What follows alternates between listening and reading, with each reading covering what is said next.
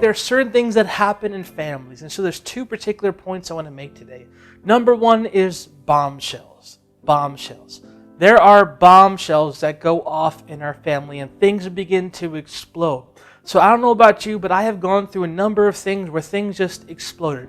I've been part of churches where the pastors have fell into sin, okay? Multiple churches where things just explode. The family fell apart.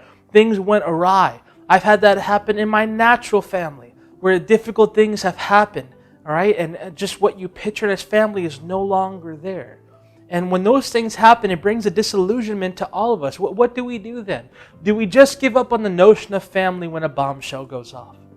When something explodes in our world of church or in our world of our natural family, do we just give up on family altogether because it's not working how we thought it was going to work out? I want to encourage you to keep gravitating towards family. You know, I think of someone very special in the Bible. I think of Ruth. And Ruth is someone in the Old Testament. There's a whole book dedicated that talks about her. And she was someone that was married to this gentleman, and all of a sudden her husband died. Okay? And now her mother-in-law was there, and her mother-in-law had all her boys die. And Ruth, who was all of a sudden with the mother-in-law was turning back to go back to her homeland. And Ruth said, you know what, I'm going to follow you. Her mother-in-law Naomi said, no, you stay here. And Ruth said, no, wherever you go, I'm going to go. I'm going to follow you. And she stood with her family. When she could have separated and gone her own way and tried to find her own way, she stood with her. And Ruth is a beautiful story of redemption, because then all of a sudden the mother-in-law pointed her to another person that was far related in the family, whose name was Boaz. And Ruth all of a sudden got connected with Boaz, and they eventually got married, and they had kids. And if you go through the genealogy of Ruth and Boaz, Jesus was in that genealogy as well. And here you have Ruth, who had a simple choice. She could have went one way, but she decided to not give up on family. And through that, God redeemed her story. And through her family came Jesus. And through Jesus comes you and I, the family that we're a part of right now, from one choice from Ruth, right there. I want to encourage you to not give up on family. Just because bombshells have gone off, don't give up on it. It is something that we need to continue to stay connected and follow God in these areas, because if God can redeem me, God can redeem my family. Okay, and I mean that in both natural and spiritual, right? So let's take in the spiritual sense. If God can redeem me, right? A sinner saved by grace, who's now a saint because God calls us a saint in Him, right? He justified us, not me, He did it. And so now I'm in Him, and if He can redeem me and bring me back from nothing into something, God can also bring the church as well. He wants to redeem His church. He wants to redeem His body.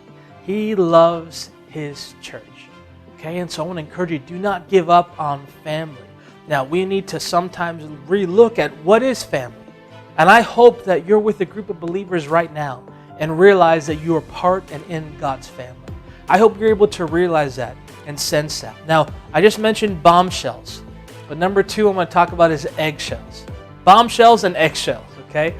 Now, I don't know if you ever felt like you're walking on eggshells around other people, and let's particularly talk about family members, right? We can know in the natural, right? Thanksgiving, we're always thinking, oh, it's uncomfortable. I got to walk around these eggshells. I got to not touch this subject, not talk about this, or man, if we talk about this, forget it. Things are going to blow up. But that happens in our spiritual family as well. In fact, there's lots of scriptures that actually refer to this kind of discussions or these kind of eggshells. In Romans chapter 14, verse 10 and in verse 15, we see, but why do you judge your brother? Or why do you show contempt for your brother? For we shall all stand before the judgment seat of Christ. Then jump to verse 15. Yet if your brother is grieved because of your food, you are no longer walking in love. Do not destroy with your food the one for whom Christ died. I call this walking on eggshells. Now, a lot of this has to do with meat and drink that people were eating. And Paul was saying, here, but yes, it was inspired by God. But Paul is saying here, hey, if your brother is offended at something, it might not be sin to you. And Paul wasn't saying it was sin, but he's saying, look, if your brother is offended, and for him he's wrestling with it because it's sin to him, then hey, it's love to give that up, not to have him stumble, right? That's walking on eggshells.